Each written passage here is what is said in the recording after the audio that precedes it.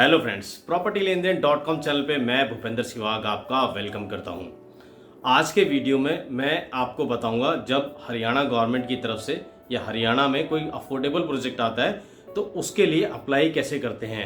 अब तक हमने बहुत सारे वीडियो बनाए हुए हैं जिसमें हम आपको बताते हैं कि अफोर्डेबल प्रोजेक्ट आ गया है, कहाँ पर आया है, कैसे आया है। बट बहुत सारे लोग ऐसे हैं जो ये नहीं जानते कि जब अफोर्डेबल प्रोजेक्ट आ जाता है तो उसको अप्लाई कैसे करते हैं, उसके लिए डॉक्यूमेंट कौन कौन से चाहिए, क्या उसकी प्रोसेस है।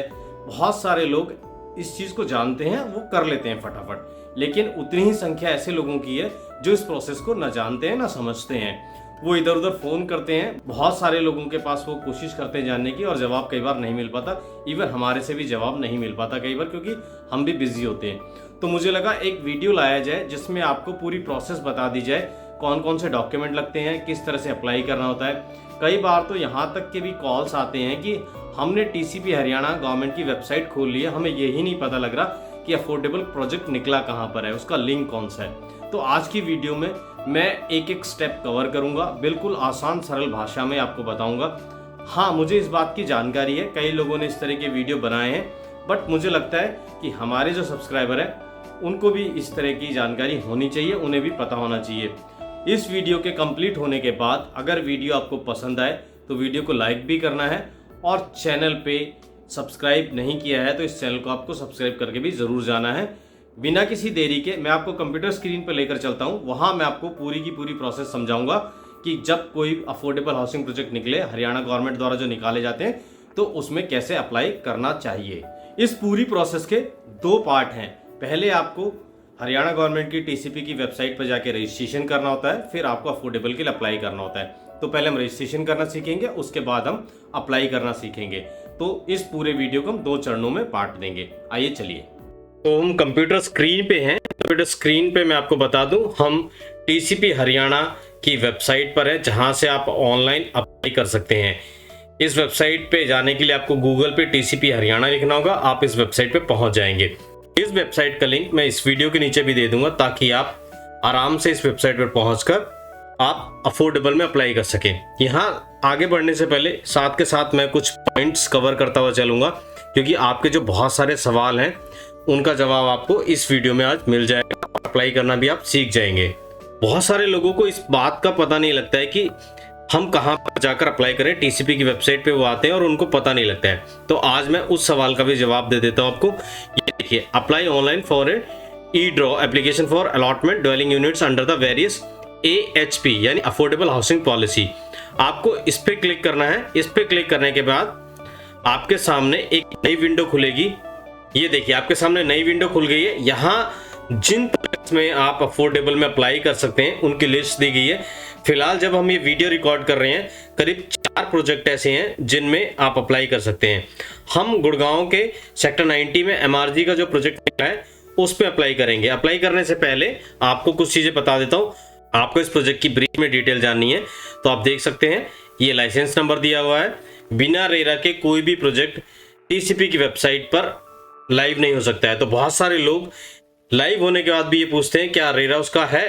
रेरा के बाद ही ये हरियाणा गवर्नमेंट की टीसीपी की वेबसाइट पे आ सकता है, उससे पहले नहीं आ सकता।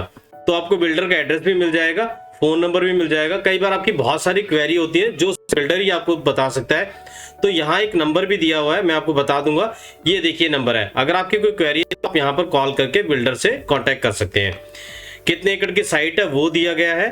किस किस तरह में यूनिट्स निकले हैं, 2 BHK 2 BHK 2B टाइप है, और एक 2 BHK मैनेजमेंट कोटा के कितने हैं वो भी आपको इसमें जानकारी दी है। टोटल नंबर ऑफ यूनिट्स कितने दिए गए हैं, कारपेट एरिया कितना है, इसमें रेट क्या है, 5,000 रुपये पर स्क्वायर फीट है, और बालकनी का एरिया कितना है, कितने रुपए स्क्वायर फीट चार्ज किए जाएंगे बालकनी के आपसे, वो भी दिया गया है।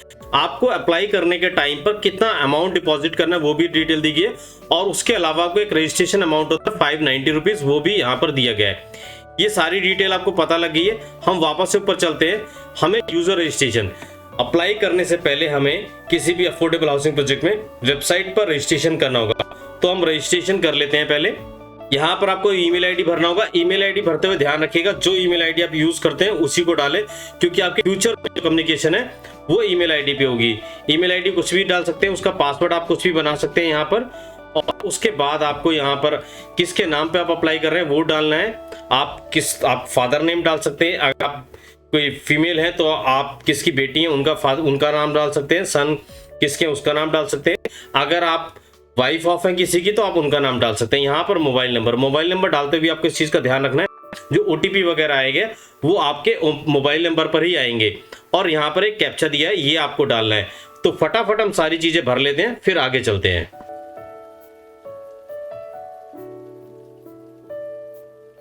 आपको अब यहाँ पर अपनी डिटेल डालनी है, यहाँ पर अपना एड्रेस डालना है, वो आपने पूरी डिटेल भर दी थी। तो ये आपको यहाँ पर अपनी जो डिटेल्स है वो डालनी है। मैं डिटेल डाल देता हूँ, आपका एड्रेस डाल देता हूँ।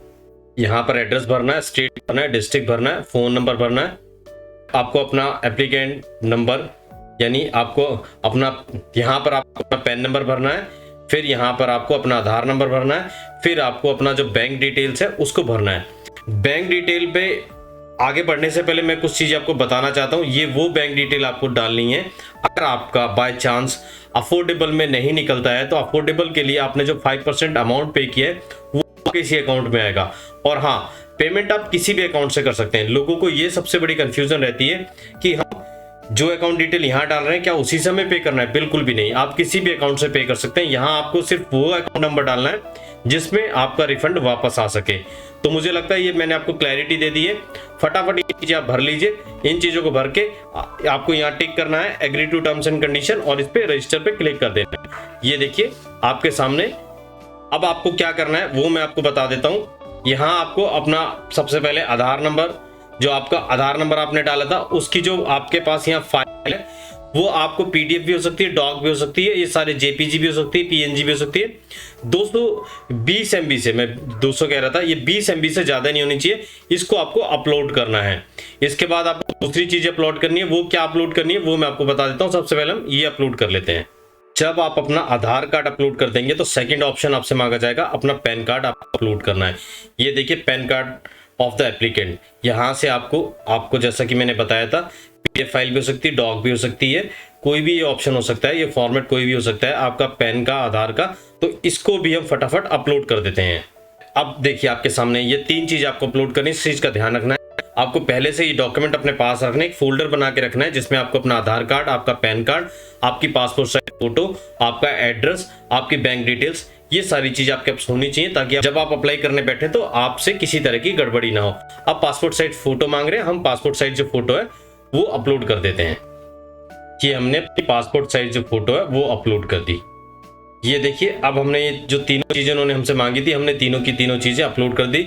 आप नीचे देख भी सकते हैं, चेक भी कर सकते हैं, ये तीनों चीजें आपकी सही से अपलोड हुई हैं। आप यहाँ पर इसको, अगर कुछ गलत अपलोड हो गया तो आप इसको यहीं डिलीट करके दोबारा से अपलोड कर सकते हैं। इसलिए चेक कर लीजिए एक बार डाउनलोड करके कि आपने जो अपलोड किया है वो सारी चीजें ठीक है कि नहीं है। फिर हम आगे की तरफ चलते हैं। यहाँ आपको क्लिक करना है। अब आपने सारे डॉक्यूमेंट यहाँ पर अपलोड कर दिए हैं। कंप्लीट प्रोफाइल रजिस्ट्रेशन, इस पे क्लिक करेंगे हम। तो आपको समझ आ गया होगा कि रजिस्ट्रेशन कैसे किया जाता है, कहां पर अफोर्डेबल चेक करना होता है। ये पूरी प्रोसेस आपको समझ में आ गई है। तो अब देरी नहीं करते हैं और समझ लेते हैं किसी भी अफोर्डेबल हाउसिंग प्रोजेक्ट में बिना किसी गलती के पूरे डॉक्यूमेंट के साथ बैठे लेके और कैसे उसे अप्लाई करना है।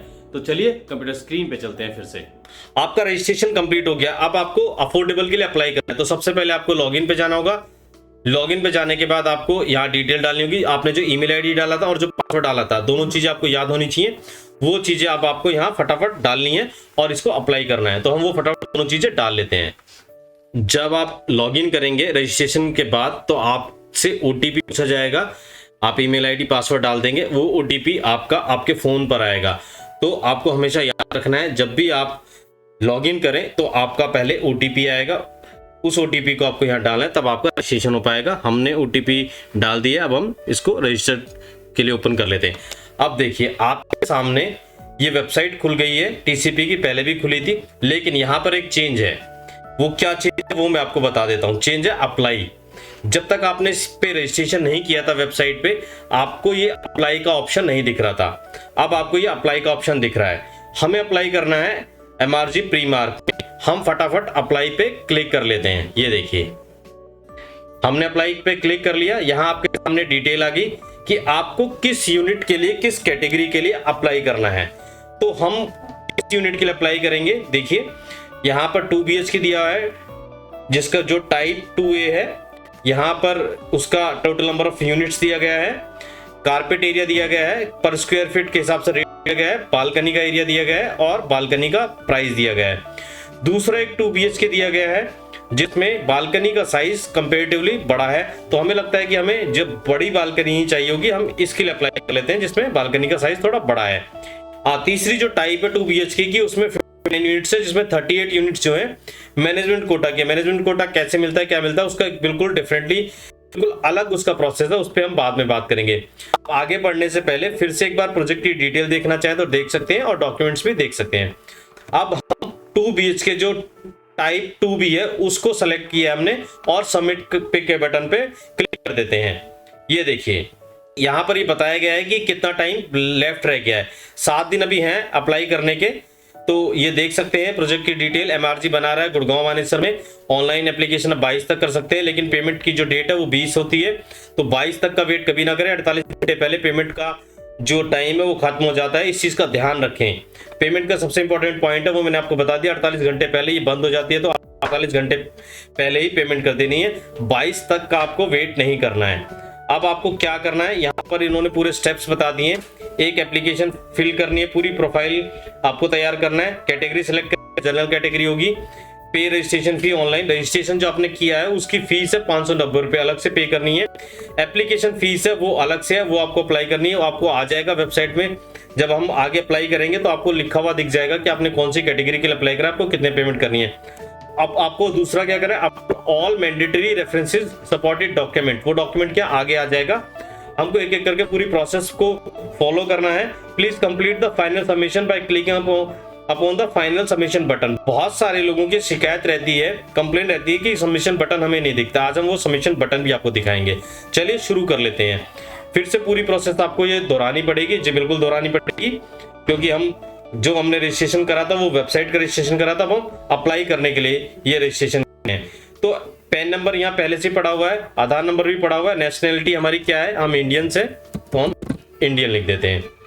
यहाँ एक और कंफ्यूजन रहती है कि नॉमिनी में किसका नाम रखें और डिपेंडेंट में किसका नाम रखें। तो नॉमिनी में आप फादर, मदर, नीचे पूरी लिस्ट दी हुई है, किसी का नाम रख सकते हैं, उनका आधार नंबर आपको यहाँ पे डालना होगा। फिर नीचे कैटेगरी आ जाती है डिपेंडेंट डिटेल्स, फिर नीचे एक और डिटेल आपको डालनी है डिपेंडेंट डिटेल्स। आपको डिपेंडेंट का यहाँ नाम डालना है, वो पूरी कैटेगरी दी हुई है, पूरा आप सेलेक्ट कर सकते हैं। उसमें सन, हस्बैंड, फादर, मदर, अदर्स में भी कुछ भी कोई भी हो सकता है, डाल सकते हैं, वाइफ भी हो सकता है, डॉटर भी हो सकता है। उनकी आधार की आपको डिटेल डालनी पड़ेगी। ये देखिए आपके सामने है। उसके बाद आपको क्या करना है, आपके ऑलरेडी ये डॉक्यूमेंट्स एडिड हैं, आप कोई सेकंड एप्लीकेंट करना चाहते हैं तो आपको यस करना है, फिर उनकी डिटेल डालनी है। हम यहाँ पर नो रखेंगे, हम आगे बढ़ लेंगे। अब हम रजिस्ट्रेशन तो कर ही चुके हैं। रजिस्ट्रेशन करने के बाद हमारे सामने लॉगिन करेंगे। लॉगिन करने के बाद ये पूरा प्रोफाइल खुल जाएगा। यहाँ पर हमें 5-6 स्टेप कंप्लीट करने हैं। पहले एप्लीकेंट का प्रोफाइल कंप्लीट करना है, फिर कौन सी कैटेगरी में अप्लाई करना चाहते हैं वो, डॉक्यूमेंट्स कौन कौन से लगाने हैं, फिर रजिस्ट्रेशन फीस और फिर एप्लीकेशन फीस। ये सारी चीजें मैं एक एक करके आपको स्टेप बाय स्टेप बताऊंगा। आइए शुरू कर देते हैं। हम अपना चेक कर लेते हैं, जो हमने अभी तक डिटेल भरी है वो हमारे सामने। यहाँ पर हमारा पैन नंबर भरा हुआ है, यहाँ पर हमारा आधार नंबर, यहाँ हमने अपनी नेशनैलिटी बतानी है। यहाँ पर आप नॉमिनी कौन है आप वो भर सकते हैं। यहाँ पर मैं फादर जो है, जो एप्लीकेंट है उनके फादर हैं, उनका मैं भर रहा हूँ। हमने ये आधार नंबर डाल दिया, नॉमिनी है जो उनका। कई बार क्या करता है, यहाँ पर आप सही भी डाल देंगे तो आपको लिखा हुआ आएगा कि ये रॉन्ग आपने आधार नंबर डाला है। उससे आपको घबराना, परेशान होना, इधर उधर फोन करने की जरूरत नहीं है, 2 मिनट बाद वो ठीक कर देगा उसको। अब यहाँ पर डिपेंडेंट नेम आप सेम रख सकते हैं या कुछ और रख सकते हैं। यहाँ पर पूरी की पूरी डिटेल दी गई है, और चाहें तो आप इसको हटा भी सकते हैं। आपको कोई डिपेंडेंट नहीं है, इसको आप रिमूव कर सकते हैं। यहाँ पर हम सेम कर देते हैं, फादर ही कर देते हैं, डिपेंडेंट नाम डाल देते हैं उनका और आधार नंबर उनका, फिर जो था हमने डाला था वो डाल देते हैं।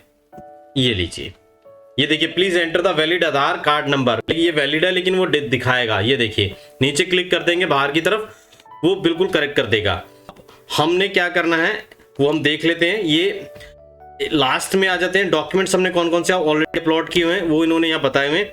सेकंड एप्लीकेंट, अगर आपको सेकंड एप्लीकेंट रखना चाहते हैं, इसमें को एप्लीकेंट बनाना चाहते हैं तो आपको उनकी पूरी डिटेल रखनी पड़ेगी, पूरी डिटेल डालनी पड़ेगी। यहाँ पर हम को एप्लीकेंट नहीं रखते तो हम इसको नो कर देते हैं और इसको सबमिट कर देते हैं।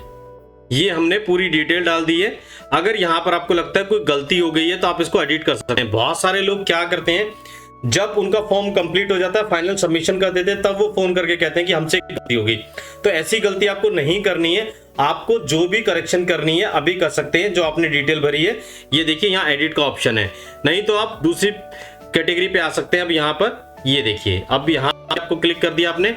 आप कौन सी कैटेगरी में, प्रधानमंत्री आवास योजना, जनरल कैटेगरी या 5% डेवलपर कोटा। यहाँ मैं बहुत अच्छे से बहुत क्लियर करना चाहता हूँ, पीएमएवाई प्रधानमंत्री आवास योजना, लोगों को लगता है कि वो उस प्रधानमंत्री आवास योजना में आते हैं और उसमें अप्लाई कर देते हैं। बहुत सारे लोगों का इसमें रिजेक्ट हो जाता है, बहुत सारे लोगों का रिजेक्ट हो चुका है। आपको जनरल कैटेगरी में भरना है। प्रधानमंत्री आवास योजना क्या होती है उसमें नहीं पढ़ना है। जनरल कैटेगरी से आप आते हैं, आपकी सैलरी कम है, आपको प्रधानमंत्री आवास योजना का लाभ मिलेगा। वो आपको लाभ कब मिलेगा वो मैं बता देता हूँ, जब आपका अफोर्डेबल निकल जाएगा। अफोर्डेबल निकलने के बाद जब आप लोन के लिए अप्लाई करेंगे तो लोन पे आपको सब्सिडी मिलेगी। अभी जब हम वीडियो बना रहे हैं तब ये सब्सिडी चल रही है। अगर आप 2 साल बाद, 4 साल, 5 साल बाद अगर वीडियो देखेंगे और सरकार की तरफ से सब्सिडी बंद कर दी गई होगी तो आपको सब्सिडी नहीं मिलेगी। यहाँ पर आपको कुछ नहीं करना है, सिर्फ जनरल कैटेगरी पे क्लिक कर देना है। अगर आप मैनेजमेंट कोटा में भी जाना चाहते हैं तो आपको कुछ करने की जरूरत नहीं है, फिर बिल्डर ही आपको अपने तरीके से अपने ऑफिस में बैठा के वो सारी चीजें भरवा देगा। आपको गलती से भी पीएमएवाई पे क्लिक नहीं करना है। हमने जनरल कैटेगरी पे क्लिक कर दिया। यहाँ पर कुछ इंस्ट्रक्शंस हैं वो हम पढ़ लेते हैं। आई, माई स्पाउस और my dependent children own do not own any flat plot in HUDA development colony sector और any licence colony in urban area of Haryana, UT of Chandigarh and NCT Delhi. ये बहुत कंफ्यूजिंग है, इसको मैं फिर से बता देता हूँ। आपका हुड्डा के सेक्टर में या सरकार द्वारा किसी कॉलोनी को लाइसेंस दिया गया उसमें नहीं होना चाहिए जब आप अप्लाई कर रहे हैं। अगर आप उसमें अप्लाई करेंगे, अगर आपका है तो आप प्रायोरिटी 4 लेंगे, फिर आपको प्रायोरिटी 4 का आपको एफिडेविट लगाना पड़ेगा। मोस्टली प्रायोरिटी 4 में नंबर नहीं आता है, इसलिए प्रायोरिटी 3 वाले ही अप्लाई करते हैं, कई बार नंबर आ जाता है। तो यहाँ पर आपका अगर कोई नहीं है प्रॉपर्टी इस एरिया में, एनसीटी दिल्ली को लेकर भी बहुत कंफ्यूजन रहती है। बहुत सारे लोगों को लगता है एनसीआर, जी नहीं, एनसीआर में नोएडा आ जाता है, गाजियाबाद, ग्रेटर नोएडा सब आ जाते हैं, बट आपको एनसीटी दिल्ली काउंट करना है, यानी दिल्ली की जो बाउंड्री है चंडीगढ़ और हरियाणा, इस एरिया में आपकी प्रॉपर्टी नहीं होनी चाहिए। अगर है तो आपको आई ओन लिखना पड़ेगा प्रायोरिटी 4 में, अगर नहीं है तो आप प्रायोरिटी 3 में। प्रायोरिटी 2 और 1 क्या होता है उसमें मत पढ़िएगा, उसके लिए मैं अलग से बना चुका हूं। और हाँ, आगे बढ़ने से पहले मैं आपको बता देता हूं कि यहाँ पर अफोर्डेबल को लेकर पूरी सीरीज हमने बनाई हुई है, उसकी एक वीडियो इस चैनल पे पड़ी हुई है, आप उसको देख सकते हैं, तो आपको किसी तरह की कोई कंफ्यूजन नहीं होगी। यहाँ पर आई डोंट कर दीजिए, ये देखिए, और आपको ये सबमिट कर देना है। ये आपके 2 चीजें कंप्लीट हो चुकी हैं, कैटेगरी भी कंप्लीट हो चुकी है। यहाँ आपको एडिट करना है, आपको फिर से एडिट ऑप्शन दिया जा रहा है। बाद में फाइनल सबमिशन के बाद आप ये मत कहिएगा कि मेरी गलती होगी, मैं नहीं भर पाया, आप कैसे करेक्शन करूं, फिर करेक्शन नहीं होगा। आपको बार बार यहाँ एडिट का ऑप्शन दिया जा रहा है, आप करेक्शन करना चाहे तो कर सकते हैं। अब डॉक्यूमेंट्स पे आ जाते हैं। आपको फिर से आधार कार्ड, पैन कार्ड और आपकी पासपोर्ट साइज फोटोग्राफ्स लगानी पड़ेगी। वो प्रोसेस हम फिर से कंप्लीट कर लेते हैं और फटाफट कर लेते हैं, और फिर हम आपको आगे लेके चलेंगे। रजिस्ट्रेशन फीस कैसे जमा करनी है वो आपको बताएंगे। चलिए इस प्रोसेस को हम फटाफट कंप्लीट कर लेते हैं। पैन कार्ड आप लगा चुके हैं, अब आपको लगाना है आधार कार्ड, चेक इन आपको डॉक्यूमेंट लगाना है, ये भी आपने अपलोड कर दिया। अब आपको सारे डॉक्यूमेंट लगाने एक करके, यहाँ पर आप इस पे क्लिक करेंगे, आपको पता लग जाएगा क्या क्या आपको लगाना है। आपने पैन कार्ड लगा दिया, आधार कार्ड लगा दिया, आपको पासपोर्ट कलर्ड फोटोग्राफ लगानी है, वो भी लगा देते हैं। आप में से बहुत सारे लोगों को लग रहा होगा कि हमने पहले तो डॉक्यूमेंट अपलोड करे थे, हमें फिर से क्यों करने पड़े। वो आपने वेबसाइट पे टीसीपी पे रजिस्ट्रेशन के लिए करा था, ये आप अप्लाई कर रहे हैं, तो इस चीज का आप ध्यान रखिएगा। ये लीजिए, हमने फोटोग्राफ्स भी अपलोड कर दिए है। अब देख लेते हैं क्या और डॉक्यूमेंट्स बचे हुए हैं। Affidavit from each applicant as per applicable preference format attach under the scheme brochure. ठीक है, यहाँ पे आपको अब मैं सबसे इंपॉर्टेंट चीज बता देता हूं कि आपको एफिडेविट कहां से मिलेगा, कैसे मिलेगा। मोस्टली जो एफिडेविट के फॉर्मेट होते हैं, हमारा टेलीग्राम चैनल हमने बनाया हुआ है, हम वहां पे शेयर कर देते हैं। आप वो फॉर्मेट लेके इंडिया में कहीं से भी, ध्यान से सुनिएगा इस बात को, आप सिर्फ गुड़गांव, हरियाणा, दिल्ली या एनसीआर में नहीं, आप इंडिया में कहीं भी रह रहे हैं वहां से आप एफिडेविट बनवा सकते हैं। एफिडेविट के फॉर्मेट पे लिखा होता है कि 10 रुपए के स्टैम्प पेपर पे बनाना है कि 20 रुपए पे। आपके आसपास कोई कोर्ट कचहरी होगी, वहां पे जाके नोटरी से अटेस्ट करा के आपको ये एफिडेविट बनवाना है और एफिडेविट की फोटो क्लिक करके इस पे आपको अपलोड करना है। ओरिजिनल आपको अपलोड नहीं करना, ओरिजिनल अपने पास रखिएगा, फोटो आपको अपलोड करनी है क्लिक करके, ठीक है। तो हम इसको अपलोड कर देते हैं। इसके नीचे एक और चीज दी गई है, उसको ध्यान से सुन लीजिए। पीएमएस सर्टिफिकेट क्या है? कैटेगरी 1 और कैटेगरी 2 में जो लोग होते हैं उनके पास पीएमएस सर्टिफिकेट होता है। पीएमएस सर्टिफिकेट के चक्कर में मत पड़िएगा, लोग कॉल करके पूछने लगते हैं कैसे बनता है। उसमें पढ़ने की जाने की जरूरत नहीं है, आप उसमें फॉलो ही नहीं करते। उसके लिए मैंने अलग से वीडियो बना रखा है, हमारी जो प्लेलिस्ट है अफोर्डेबल की, उसमें जाके आप देख सकते हैं कि ये पीएमएस कैटेगरी क्या होती है। तो इसको आपको छोड़ देना है, क्योंकि आपने जनरल में अप्लाई करा है तो आपको इसको टच नहीं करना है। हम क्या करते हैं, हम जो एफिडेविट है उसको अपलोड कर देते हैं, फटाफट अपलोड करते हैं। चलिए, ये हमने सारे डॉक्यूमेंट अपलोड कर दिए हैं। अब हमें क्या करना है, हमें नेक्स्ट पे क्लिक करना है। यहां पर हमें रजिस्ट्रेशन फी पे करनी है, ये आपको इग्नोर कर देना है। आपने सारी चीजें अपलोड कर दी हैं, ये देख लीजिए, आपको उस पर ध्यान नहीं देना है। फिर से आपको ये ब्लैंक दिख रहा है, इसको छोड़ दीजिए। रजिस्ट्रेशन फीस पे आ गए हम। यहाँ आपको देखना है आपने कौन सी कैटेगरी, आपने जो कैटेगरी चूज करी थी वो अपने आप आ गई। 590 रुपये ये रजिस्ट्रेशन फी है। आप देख लीजिए इसको कैसे पे करेंगे। पेमेंट गेटवे आपको बताया हुआ है, ये देखिए, इस पे आप क्लिक करेंगे। ये थोड़ा टाइम ले रहा है प्रोसेस होने में। यहाँ पर आपको रजिस्ट्रेशन फीस अभी पे करनी है, जो एप्लीकेशन की फीस है वो आपको बाद में पे करनी है, ये आपको अभी पे करनी है। आप ऑनलाइन पेमेंट करना होगा आपको यहाँ पर, तो आप यहाँ पे ऑनलाइन पेमेंट करेंगे। यहाँ पे आप क्लिक कर देंगे, ये देखिए आपके सामने डिटेल्स आ जाएंगी आपको कैसे पे करना है। यहाँ आपके पास ऑप्शंस खुल गए हैं। आप क्रेडिट कार्ड से पे करना चाहते हैं, आप डेबिट कार्ड से पे करना चाहते हैं। ये आपकी 590 रजिस्ट्रेशन फीस है, वो पे की जा रही है। आप डेबिट कार्ड, क्रेडिट कार्ड किसी से भी आप इसको पे कर सकते हैं, ये आपके सामने। और आप इसको नेट बैंकिंग और यूपीआई से पे कर सकते हैं, आपके सामने ऑप्शन है। हम इसको अपनी पेमेंट को फटाफट कर देते हैं, फिर आगे बढ़ते हैं। यहाँ पर हमने रजिस्ट्रेशन फी पे कर दी, उसके बाद एप्लीकेशन फी पे करनी है। यहाँ पे यूनिट आपको सेलेक्ट करनी है, जो आप कर चुके हैं। यहाँ पर आपको पेमेंट करनी है, पे आप क्लिक करेंगे। अब यहाँ पर बहुत सारे लोगों के सवाल होते हैं कि हम पेमेंट कैसे करें, तो आपके सामने ऑप्शन खुल रहा है। जैसे रजिस्ट्रेशन फी का ऑप्शन था वैसे ही यहाँ है, आप पेमेंट कर सकते हैं। ये देखिए, ऑनलाइन पेमेंट ही करनी है, ऑफलाइन पेमेंट नहीं करनी है। ये आपके सामने ऑप्शंस खुल गए हैं पेमेंट के। आप कार्ड से कर सकते हैं, कार्ड में डेबिट कार्ड, क्रेडिट कार्ड, दोनों में से कुछ भी चूज कर सकते हैं। आप नेट बैंकिंग से करना चाहते हैं तो आपको बैंक की ये डिटेल डालनी होगी, या आप यूपीआई से। यूपीआई में पेटीएम, गूगल पे, भीम पे, सारे ऑप्शंस दिए हुए हैं। आप इससे चाहें तो इसको पे कर सकते हैं।